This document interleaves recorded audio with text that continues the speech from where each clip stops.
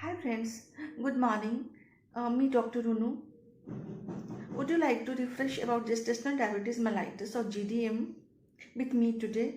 Hope it would be a nice session. Gestational diabetes mellitus or GDM is a type of carbohydrate intolerance. It usually occurs in second half of pregnancy. Pregnancy is a diabetogenic state.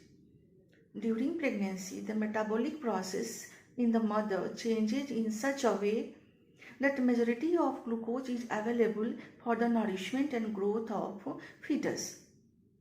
During pregnancy, there are certain hormonal changes also. Placenta secretes some hormones which are insulin antagonizers. These lead to insulin resistance and decreased insulin sensitivity. With this, what happens during pregnancy that there is increased calorie intake and weight gain. During pregnancy, a hormone, human placental lactogen, is secreted from placenta which causes lipolysis and production of free fatty acids.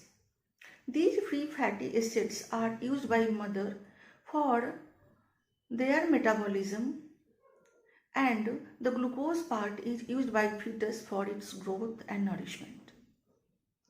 So what is seen during pregnancy that even after normal functioning of pancreas, due to these insulin antagonizers, those are secreted from placenta, there is the state of gestational diabetes mellitus that develops.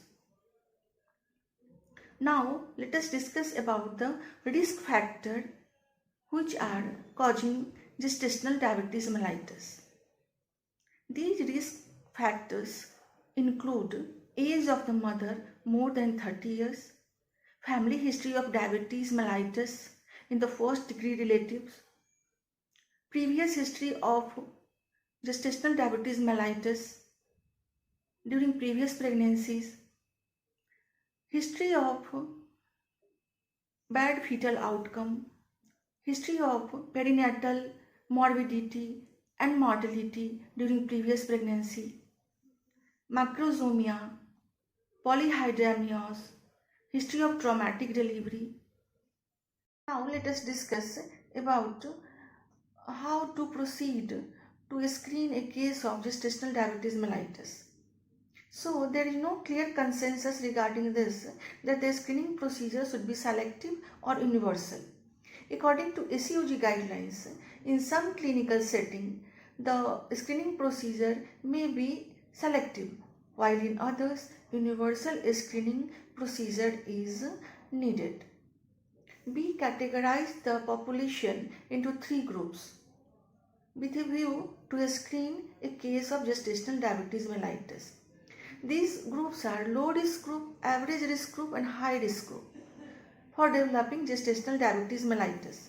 Our country India comes in the high risk group for developing gestational diabetes mellitus. In low risk group, it is not mandatory to go for routine screening for GDM or gestational diabetes mellitus always. And this group contains the population when the age of the pregnant lady is less than 25 years, her pre-pregnancy weight is within normal range, there is no family history of diabetes, there is no history of gestational diabetes mellitus in previous pregnancy, no bad obstetric history, and the second group, that is for average risk. In the average risk group, we include the population of Southeast Asian region, Hispanics, Native Americans and Africans. In these population, we go for a screening for GDM at 24 to 28 weeks. In the high risk category, what we do that from the very first visit, we go for a screening for gestational diabetes mellitus. It is again repeated at 24 to 28 weeks, and whenever sign and symptoms arises, we go for doing sugar profiling. The high risk group include the population when the age of the mother is more than 30 years, pre-pregnancy weight is higher than normal for that age group. There is family history of diabetes. There is history of GDM in previous pregnancy, bad obstetric history. Now, let us discuss about the methods of screening. The methods for screening GDM or gestational diabetes mellitus are two in number. The first one is single step method and second one is double step method. Single step method for screening the gestational diabetes mellitus is recommended by American Diabetic Association, IADPSC, and it is FOGSI, that is FOSI recognized also. In this method, what we do that irrespective of time of last meal, we give a challenge of 75 gram glucose to the patient and the reading is taken after 2 hours of glucose intake. When the blood sugar level is more than or equal to 140 milligram per deciliter, it is said that there is gestational diabetes mellitus in that pregnant lady. When the blood sugar level is more than 200 or equal to 200 milligram per deciliter, it is considered that it is a case of what pre-gestational diabetes. Single step method is both a screening and diagnostic test for GDM, that is gestational diabetes mellitus. It is patient friendly also. Now the double step method. In the double step method, what we do that first of all we do a GCT, glucose challenge test. After that we do the confirmatory test, the diagnostic test. In the GCT, glucose challenge test, what we do that irrespective of last meal, we give a challenge of 50 gram glucose to the pregnant lady and blood sugar estimation is done after 1 hour of glucose intake. If the blood sugar level after 1 hour of glucose intake is below 140 milligram per deciliter, the patient is not considered to develop GDM. When the blood sugar level is 200 milligram per deciliter, more than that or equal to that, she is considered to have gestational diabetes mellitus. And in the category when the blood sugar level is between 140 milligram deciliter to 199 milligram per deciliter, we go for confirmatory test, that is GTT, OGTT, oral glucose tolerance test. In this group, it is considered that 80% of the pregnant ladies would have gestational diabetes mellitus.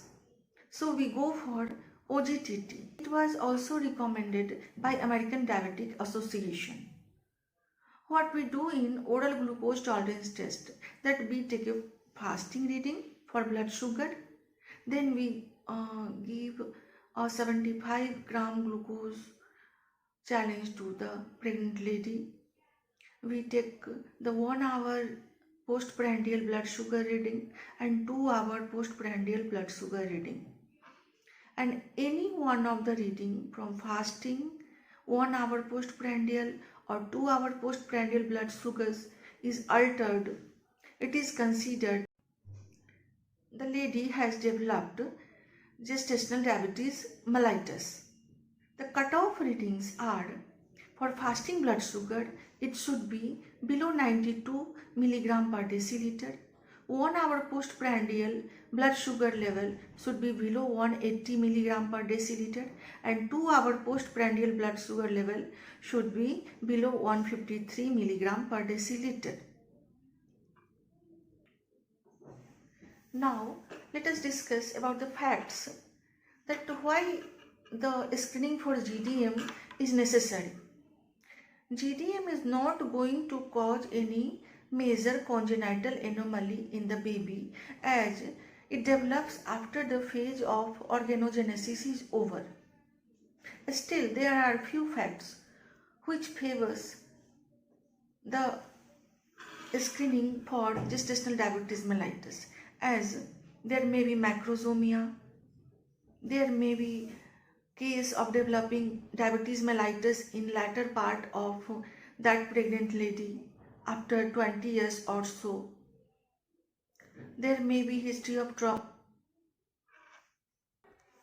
birth trauma in previous pregnancy, history of macrosomia or polyhydramnias, or history of developing hypertension during pregnancy. So, the screening and diagnosis of gestational diabetes mellitus is needed during pregnancy. Now, how to proceed to manage a case of gestational diabetes mellitus? We will know about this in two parts: general management and obstetric management. In general management, what is done? We manage a case of gestational diabetes mellitus by diet control and exercise. Diet control, how we proceed for it. Then, in a pregnant lady who is obese, we restrict her diet in the range of 1200 kilocalorie per day to 1800 kilocalorie per day. Whereas when the lady is not obese, the pregnant lady is not obese, we give her diet in the range of 2000 kilocalorie to 2500 kilocalorie per day. We advise her for mild or moderate exercise according to the weight. Walking is preferred and restrictive exercises are preferred. Even after diet therapy and exercise therapy, when the sugar is not controlled, we go for advising for intake of insulin. The dose of insulin is decided after blood sugar profile. The fasting blood sugar should be in the range of 92 to 95 milligram per deciliter, and the postprandial blood sugar should be below 120 milligram per deciliter or up to 120 milligram per deciliter. We advise the dose of insulin in the range of 20 unit to 30 unit per day. The insulin that is given, two-thirds of the dose of insulin is given in the morning, and 1/3 of the insulin is given at bedtime. The insulin that is given to the patient of GDM when the sugar is not controlled by diet therapy is containing 2/3 of intermediate acting insulin and 1/3 of regular insulin. We can give oral hypoglycemics also, like glyburide and metformin. In the patients of PCOD, we can continue with metformin, which are safe in pregnancy when the patient develops GDM. Whereas about glyburide there is no clear consensus regarding its use. About glyburide, which is in the clinical trial phase, we start the dose with 2.5 milligram per day, increase it as needed by 2.5 milligram per week.